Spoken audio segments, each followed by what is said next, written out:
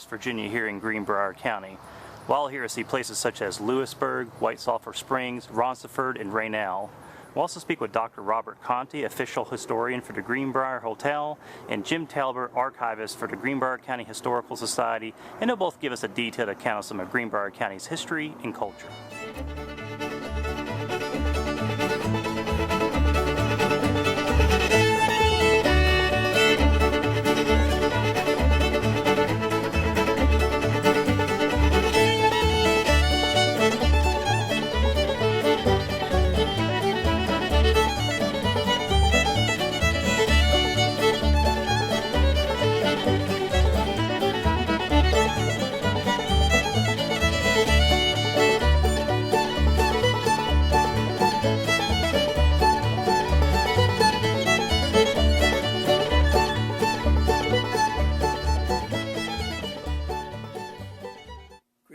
County is the fifth oldest county in what is now the state of West Virginia.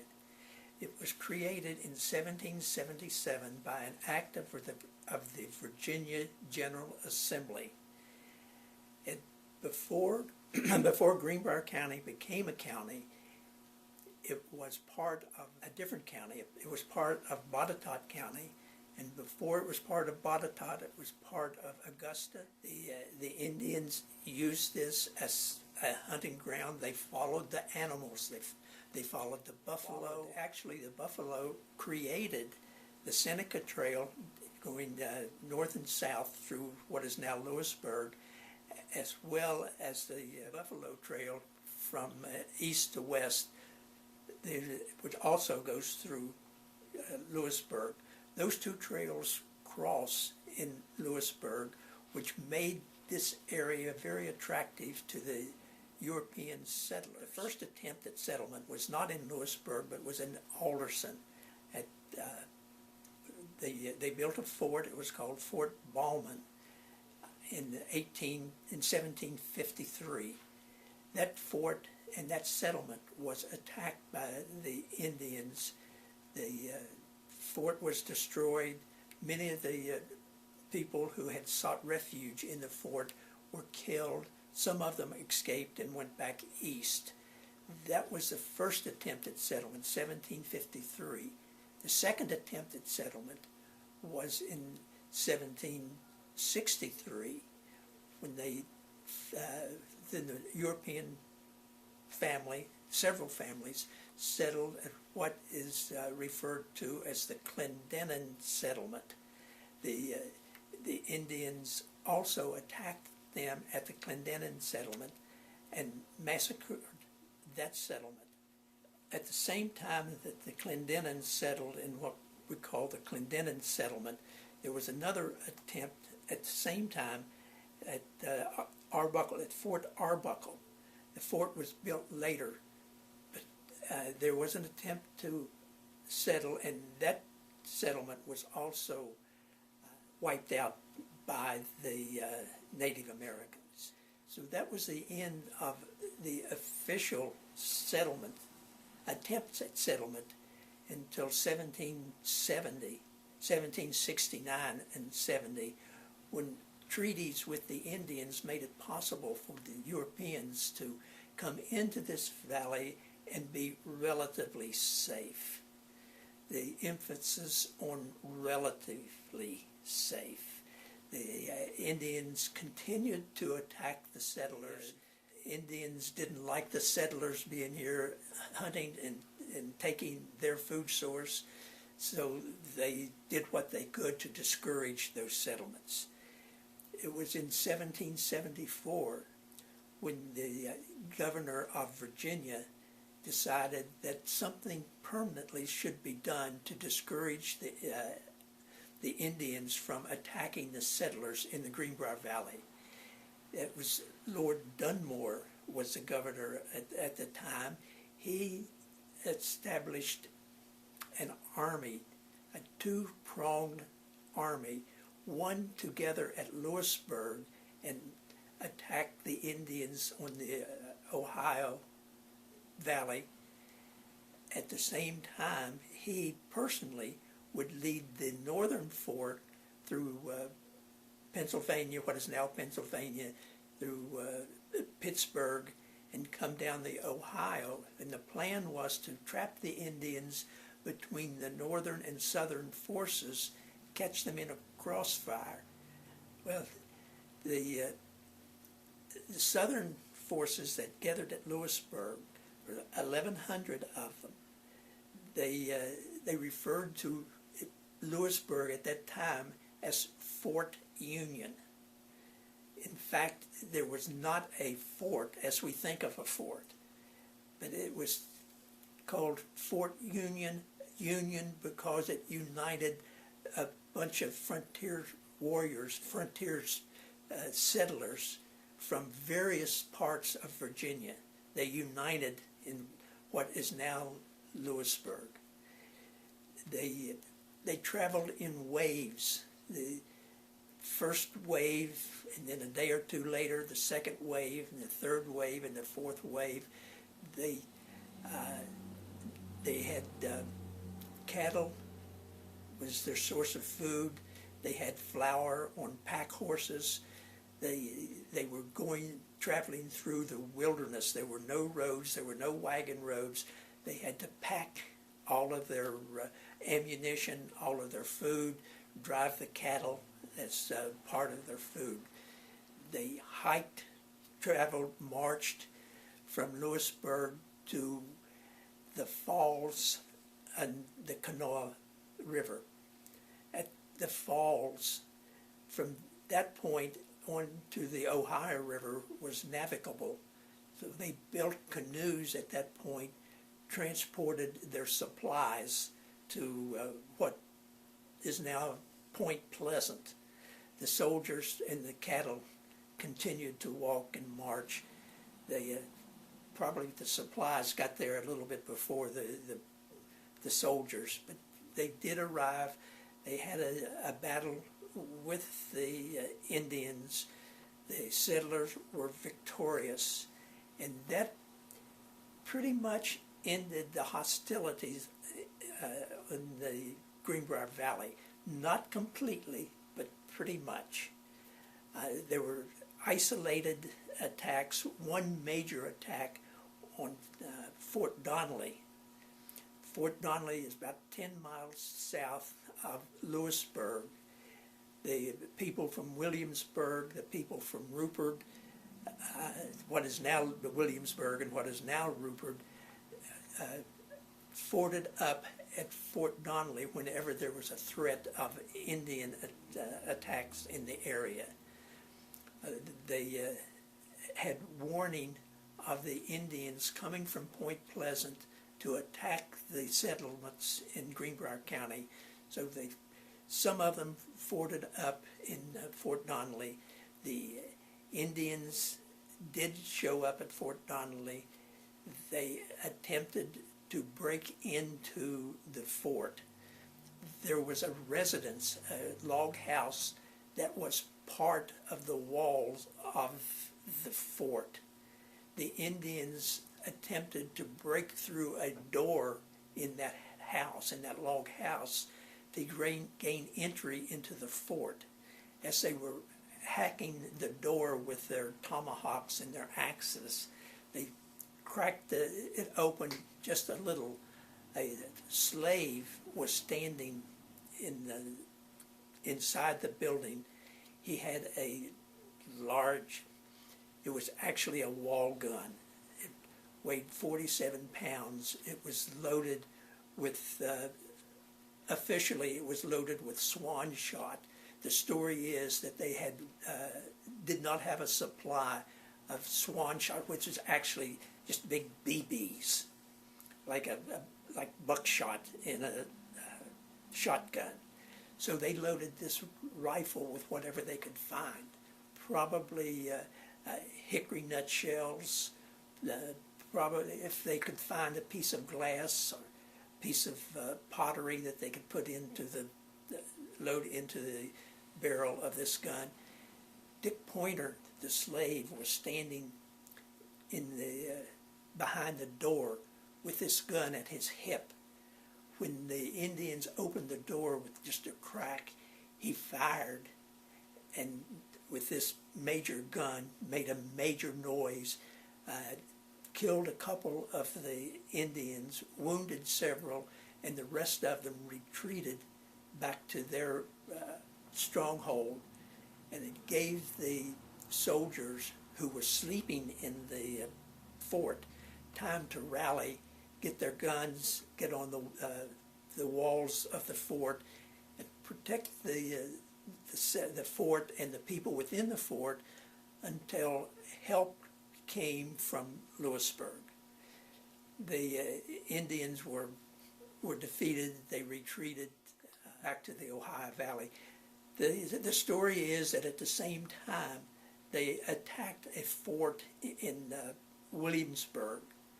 It was Fort McCoy, and that fort is the only fort remaining in West Virginia, only frontier fort remaining in West Virginia that has the original logs. The King of England had granted the Greenbrier Land Company 100,000 acres of land in the Greenbrier Valley on the condition that the Greenbrier Land Company settle a European pilgrim on at least 1,000 acres. So 100,000 acres, that was 100 settlers in the valley. So the Greenbrier Land Company came to Lewisburg and camped in the park that is now known as the General Andrew Lewis Park. It's in downtown Lewisburg. That had a very strong spring, and it provided water for the surveyors. They made that their base camp as they moved into the Greenbrier Valley and surveyed various acreages. After it became safe for the Europeans to come into the Greenbrier Valley, many of them came in to claim the surveys that had been made for them in the 1750s. The valley continued to grow. The settlers came in, they looked for stores, they looked for places to trade. The Matthews Trading Post was on the Greenbrier River, pretty close to the town of Roncevert. They established field schools. These were private schools. The individual farmers got together, hired a master, as they called him, to teach their children some basic reading, writing, and arithmetic. They paid the master from their private fund. Later, in 1812, a minister on the Presbyterian Church came to Lewisburg. He was the second minister in what is now the Old Stone Presbyterian Church. He was interested in education, so he started a school of higher education. Again, this was a private school. There were no public schools, no board of education. And since it was private schools, it was a church school. The school that Dr. McElhenney started in 1818 was a private school for boys and girls. As the school grew, it became very popular. Students from throughout the state and other states came to this school. It evolved into strictly a girls' school. It was called the Lewisburg Academy for girls. The boys had a school across town. It was a Greenbrier Military School. Virginia General Assembly made available what they called a literary fund. And that literary fund was to be used to educate the children who could not afford to go to the private schools. The private schools didn't cost very much, but there wasn't very much money available to the people in the area. They may have had land, they may have had crops, they may have had livestock, but they did not have ready cash. Tobacco was a medium of exchange. And hold on to your seats, marijuana was a medium of exchange. At that time, it was called hemp, and hemp was used to make rope. Also bartered whatever they grew on their farm. They would take to the stores and barter for things that they could not grow. There was a bounty on wolves, and there was a bounty on foxes. A person living in this area, a farmer, could kill a wolf, bring the wolf head into the county government, and the county government would pay him $5. So that was a whole lot of money to have in his pocket back then. So they killed every wolf they saw, and they killed every fox they saw. The fox would eat the chickens and the smaller animals. So there was a bounty on the foxes. The wolves, of course, would eat the larger animals, and that was justified the bounty on the wolves. Several battles that took place in Greenbrier County. There was one battle, the Battle of Lewisburg. Lewisburg, by the way, is pretty much in a bowl. There's a hill on one side, there's a little dip, and there's a hill on the other side. Well, the hill on the western side was occupied by the northern forces. The hill on the eastern side was occupied by the southern forces. Actually, the northern forces were in camp, and the southern forces moved in to attack and drive out the northern forces. It didn't work quite that way. The northern forces recovered from this surprise attack, rallied, charged the Confederate forces. One section of the Confederate forces broke and ran, which made the other sections weak, and they had no choice but to retreat. It was a Union victory. Well, some say it was a Union victory. There's a Confederate point of view. The Union forces had a mission to go to disrupt the rail service at Peterstown, West Virginia, on the Virginia border. There was a railroad that operated there. Their mission was to disrupt that rail service. The Battle of Lewisburg delayed that force long enough for other Confederate forces to rally around the railroad and prevented a disruption of the rail service. So if you look at it that way, it was a Confederate victory, even though the Confederate forces broke and ran. They crossed the bridge at Caldwell, burnt the bridge so the Union forces couldn't follow. I tell the story here that it was a battle that lasted about 30 minutes, and we've been talking about it for 150 years. Another Civil War battle was at what is now White Sulfur Springs. It was called the Battle of Dry Creek. White Sulfur Springs was known as Dry Creek before it became White Sulfur Springs, where our Greenbrier resort is currently located. The Union forces were on a mission to capture some law books that were stored at Lewisburg.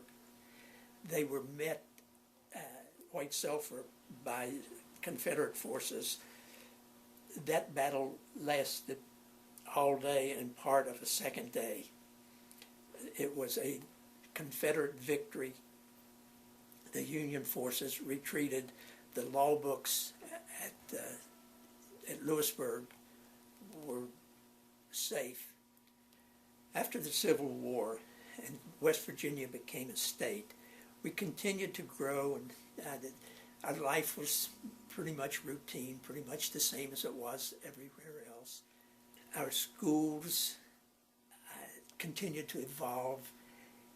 In the late 1900s, 1970s, private schools lost their attraction. The attendance at the girls' school fell off, and actually it closed.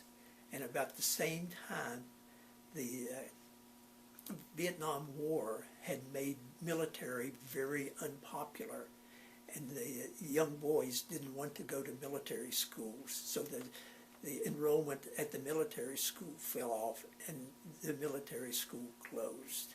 The buildings were vacant for a period of time.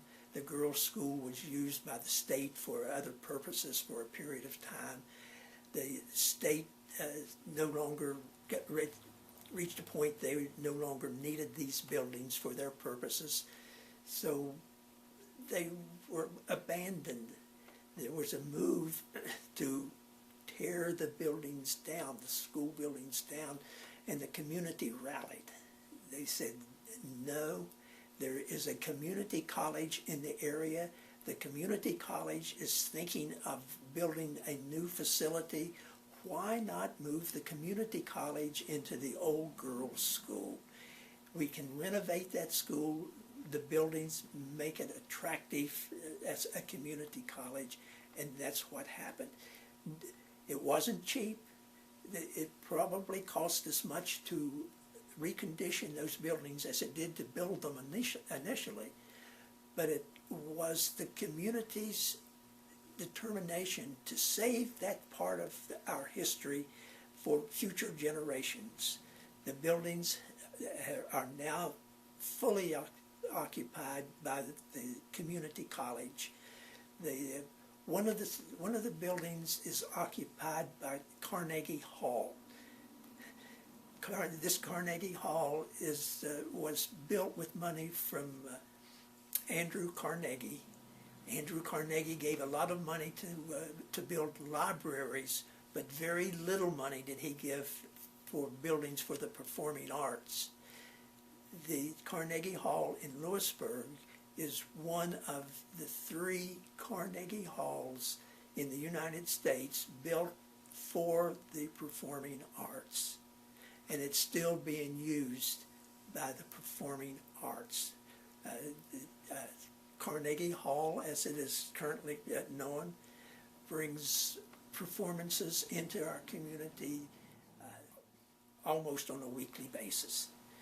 The boys' school, the military school, is now the school of the West Virginia School of Osteopathic Medicine, and it is recognized nationwide as one of the leading schools for osteopathic medicine. So we're very proud of our education facilities in Lewisburg and Greenbrier County, and we appreciate the significance that these schools have on the local economy and the local culture. The county doesn't have a major industry. We have the schools and the Greenbrier Resort. That is, together they constitute the major employer in the county of Greenbrier. The Greenbrier is a world attraction, a world-class resort.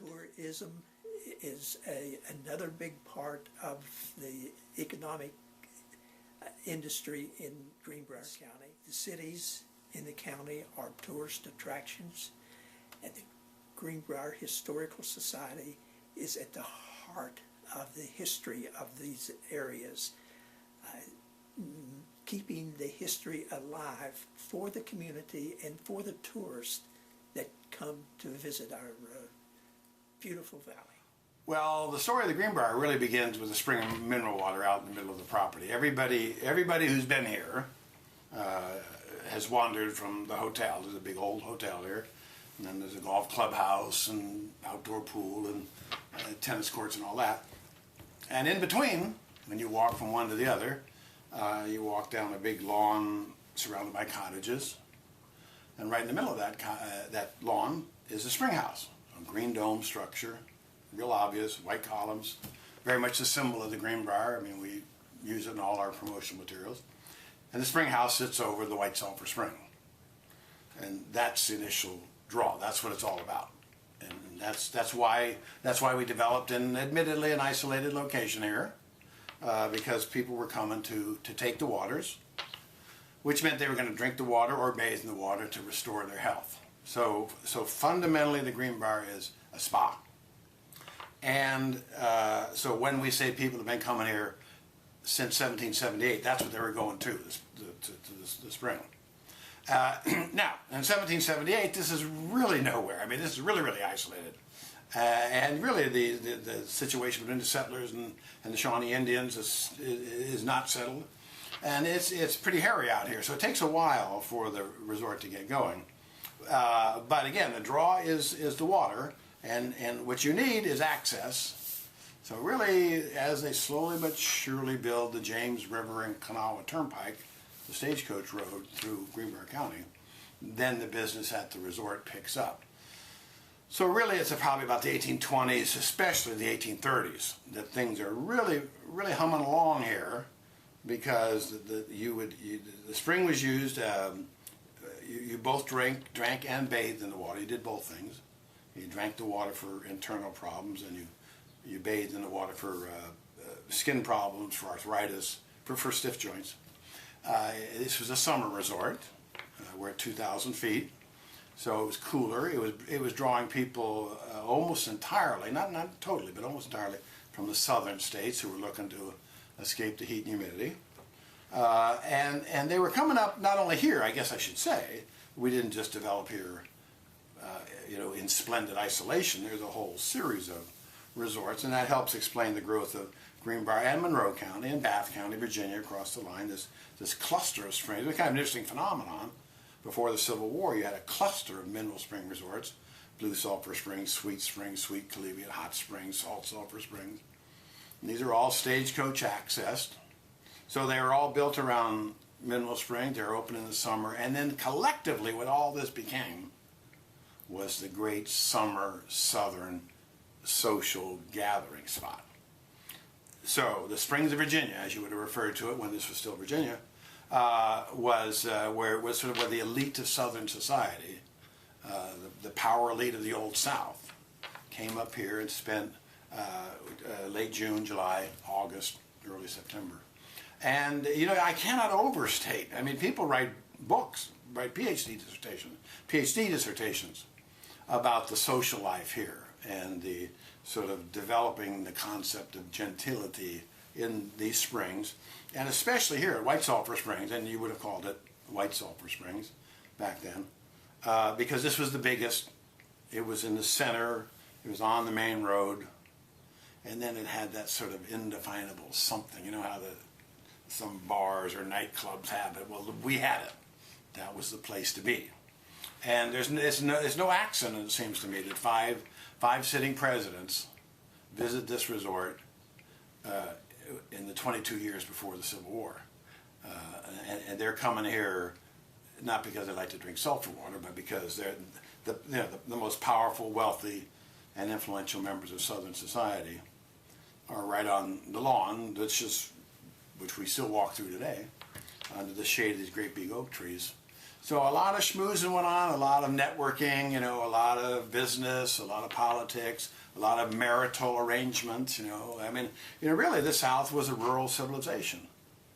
And Atlanta wasn't there, there wasn't much city culture, town culture, except New Orleans. And of course, New Orleans is the exception to everything. But so you had all these people coming up here, and people with the right background, People with the right family and business connections. And so it was really a thriving scene here in the 1830s, 40s, and 50s. It was all cottages. There was no big hotel, at least originally, and the cottages are still out there. So people, people can walk along these cottage rows out here, and it's pretty much what it looked like to Martin Van Buren. On the cottages, the spring house, the mountains haven't changed. And so one of the things we've been pretty good at the Greenbrier is to maintain that historical core. There certainly have been a lot of development here in the last 150 years. And if Henry Clay showed up today, he'd feel comfortable out on the lawn, and of course he would be completely mystified by people hitting a little white ball in this gigantic building and everything else. And Henry Clay was a frequent visitor here.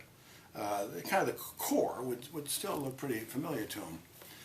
So what you have here is a very significant American social history for a full century, from 1820s, 1830s. In fact, once the railroad comes by, after the Civil War, so this resort's closed during the Civil War, reopens afterwards, and that was a shaky period.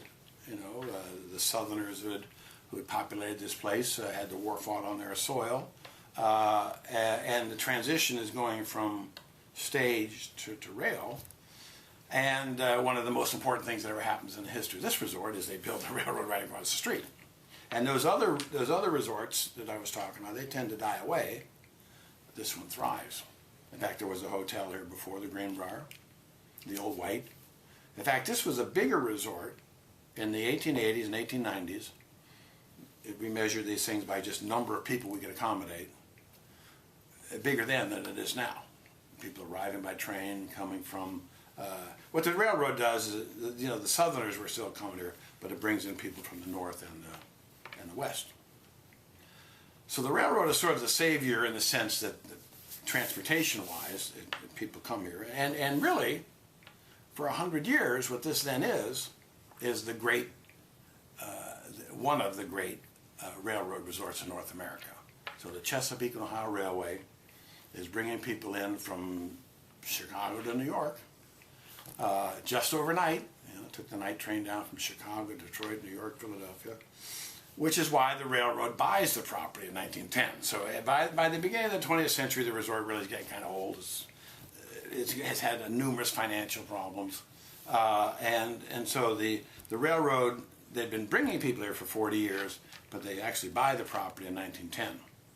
And their business model is, let's own the means of transportation, let's own the destination, right? So you got to pay the railroad to go to the resort the railroad owns.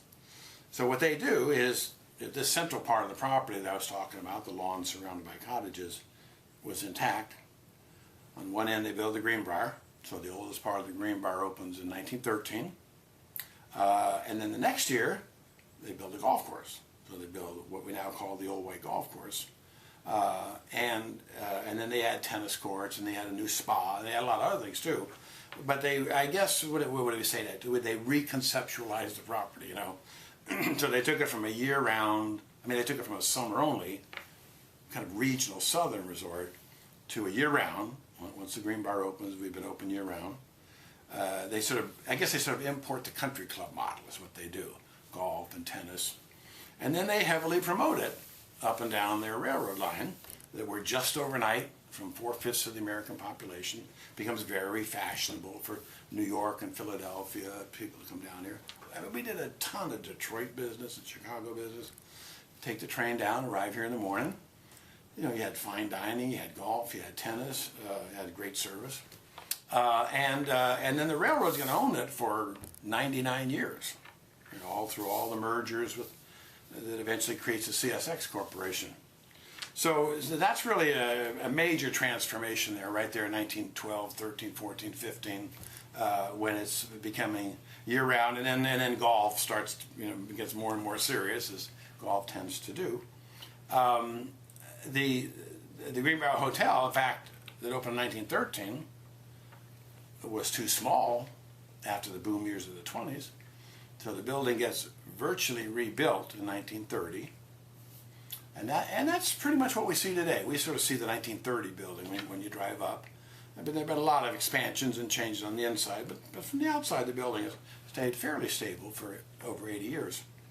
That building, from the expanding building of the 30s, is what is converted into an army hospital in the Second World War. So, actually the government uses the Greenbrier not in one but two different ways during the Second World War. First of all, a couple of days after the attack on Pearl Harbor draws the United States into the Second World War, the State Department calls the Greenbrier and enlists our aid in being what they called an internment center for enemy alien diplomats. Which means there were a lot of German, Japanese, and Italian diplomats and their staff people in Washington, D.C., and their families. And they were enemy alien diplomats. We were at war with those countries. And there were American diplomats stranded in Berlin, Tokyo, and Rome. So for 7 months, from December 41, this starts 2 weeks after Pearl Harbor, till July of 42, the Greenbrier is leased by the State Department, and hundreds of German, Japanese, and Italian diplomats. It's sort of a temporary housing location until we can exchange them. That's the big picture.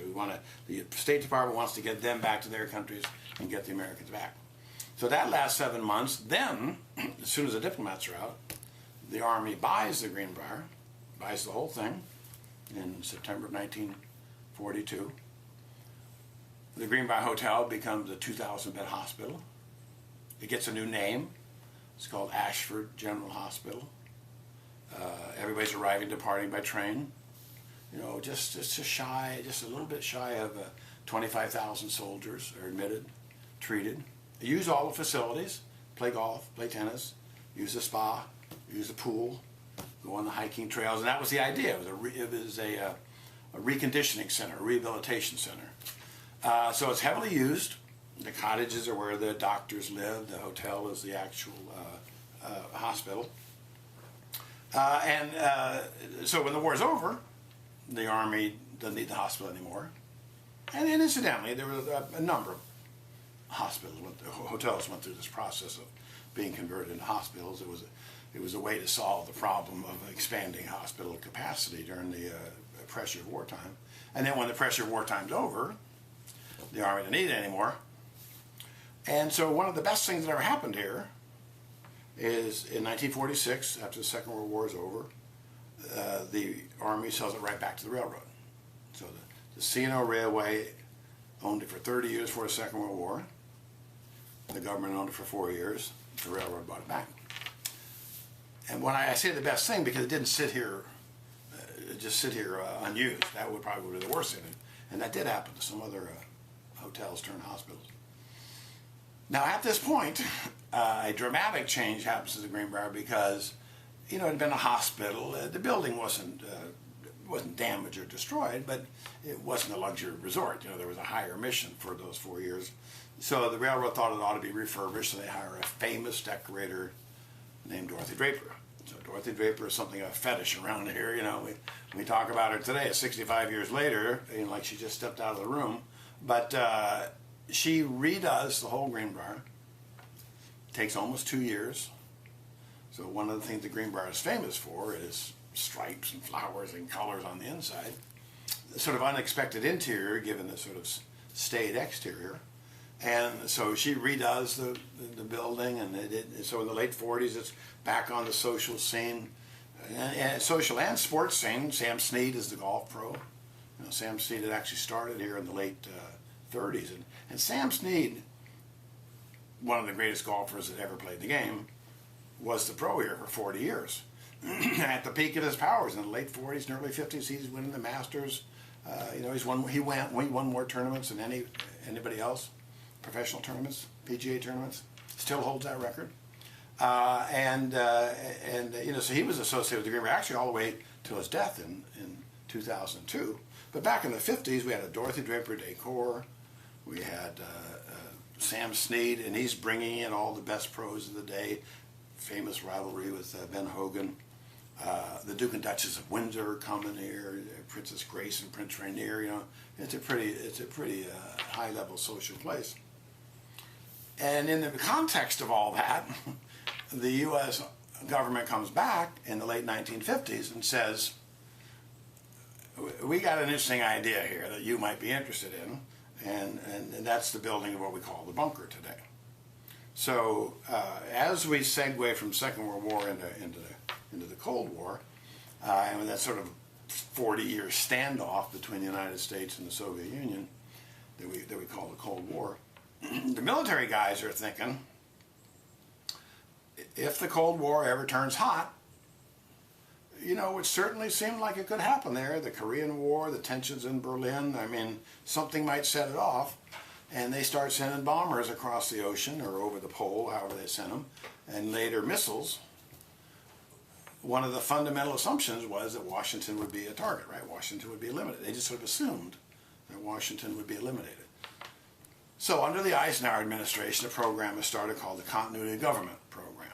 And the Continuity of Government Program, you know, assumes that you're going to need to move the leadership of the federal government out of the target area. And so what the government is asking the Greenbrier to do is be the home of an emergency relocation center, a bunker, for the legislative branch of the federal government, for Congress. And they actually started digging a hole, and a hill behind us here, in early 1959. One of the issues, of course, is we're talking the whole Congress. I mean, we're talking a big structure here. You know, what they used to say, we're going to receive the client. Well, the client was actually 1,100 people, 435 members of the House, 100 members of the Senate. Everybody gets a staff person. We're up to 1,100 people. And so how do you build a 112,000 square foot concrete box dig it in a hole, in a big hole, right next to a famous resort hotel, and keep it a classified operation? So what they do is they build two buildings. So they dig, there was a pre-existing hill. They dig in the hill. This is right adjacent to the Greenbrier. And to the layman, it's one big construction project. But really what it was one building stacked on top of the other. So there's an overt building sitting on top of a covert building. And the reason you build the overt building is to hide the covert building. And so the overt building is the West Virginia wing. This is all happening in the early 60s. It's all finished in 1962.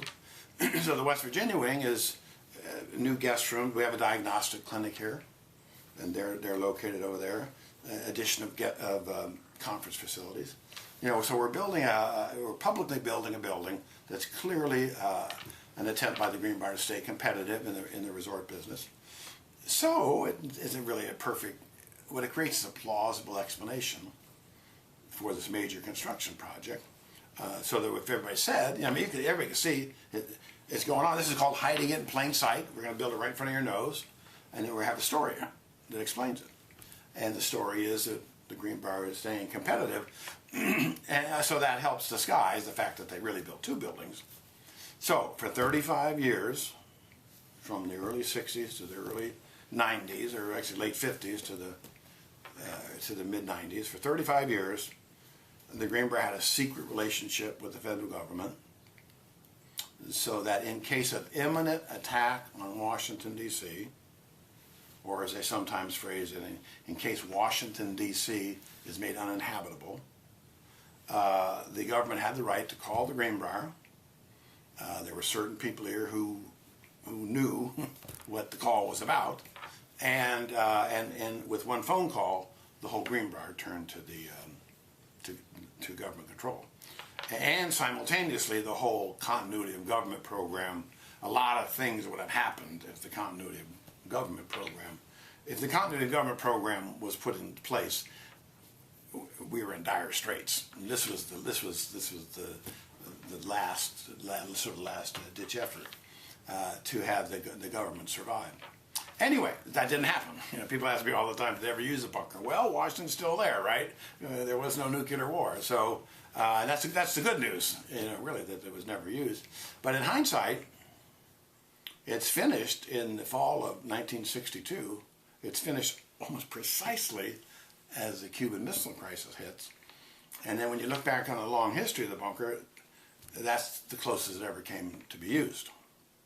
So you have this, you know, this secret agreement between the government and the Greenbrier. And then the Greenbrier's job is just sort of, as part of the cover story, just be the Greenbrier, right?